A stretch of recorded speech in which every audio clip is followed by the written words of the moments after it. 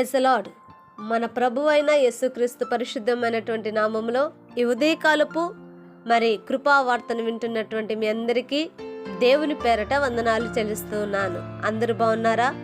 పూట ప్రభు మనకిచ్చినటువంటి వాక్యాన్ని మనము చదువుకుందాం. పరిశుద్ధ గ్రంథములో నుంచి ప్రకటన గ్రంథము 1వ అధ్యాయము 5వ వాక్యాన్ని చదువుదాం. ప్రకటన గ్రంథము 1వ అధ్యాయము 5వ వాక్యాన్ని చదువుదాం. నమ్మకమైన సాక్షియు, మృతులలో నుండి ఆది సంభూతుడుగా లేచిన వాడును, భూపతులకు అధిపతియునైన యేసుక్రీస్తు నుండి కృపా సమాధానములు మీకు కలుగునుగాక. హల్లెలూయా.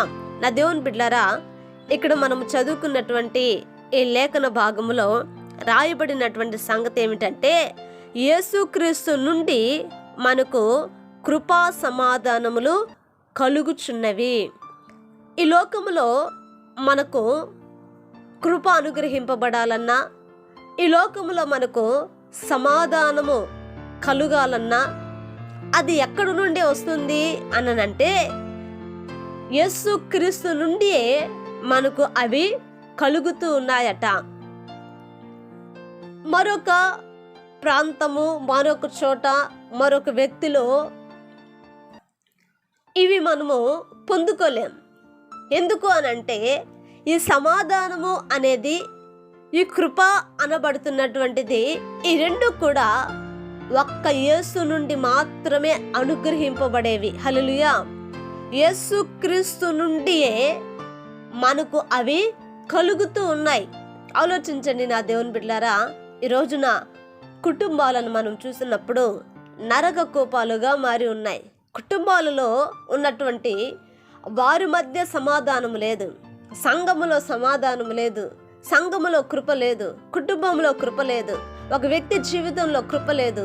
కృప ద్వారా కలిగేటువంటి అసమాధానం, ఆ హృదయానికి నెమ్మది కలుగజేసేటువంటి ఆ యొక్క సమాధానము ఈరోజు ఒక వ్యక్తిని ఏలుబడి చేయట్లేదు. కారణం ఏమిటి అనంటే, ఈ లోకపరమైనటువంటి సమాధానాలు, మనుషుల ద్వారా కలిగేటువంటి సమాధానాలు నా దేవుని బిడ్డలారా కోరుకుంటున్నారు. కానీ యేసుక్రీస్తు నుండి మనము కృపను పొందుకోవాలి, సమాధానాన్ని పొందుకోవాలి.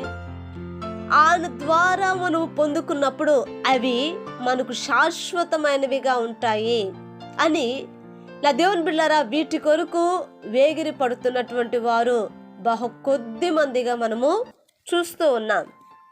కానీ ఈ రోజున ఈ దినాన ఈ వాక్యం వింటున్నటువంటి నీకు ఆయన నుండి, యేసుక్రీస్తు నుండి నా దేవుని బిడ్డలారా మీకు కృపా సమాధానములు కలగాలని నేను కోరుకుంటూ ఉన్నాను.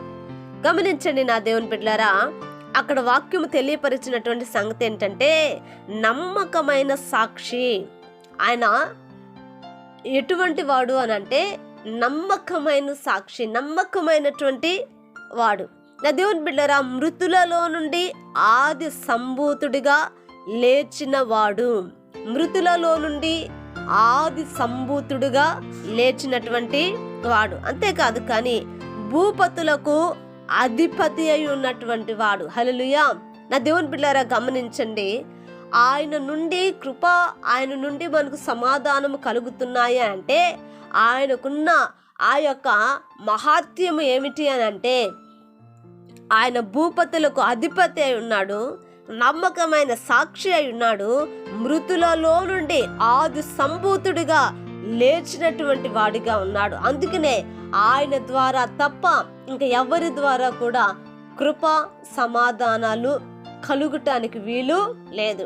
కనుక నా దేవుని బిడ్డలారా, ఈ వాక్యం వింటున్నటువంటి నీకు, నీ కుటుంబానికి, నీ వ్యక్తిగత జీవితానికి ప్రభు ఇచ్చేటువంటి కృపా సమాధానాలు మీ కుటుంబాన్ని, మిమ్మల్ని ఏలుబడి చేయునుగాక. ఆమేన్. ప్రార్థన చేద్దాం. మహాపరిశుద్ధుడా, మా తండ్రి, కృపగలిగిన మా గొప్ప దేవానికి స్తోత్రాలు నాయన.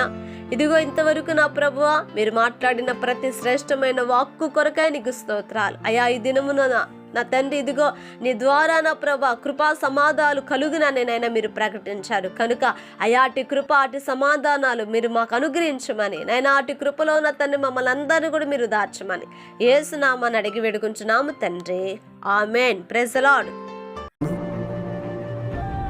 దేవుని కృప మీకు తోడై ఉండును కాక.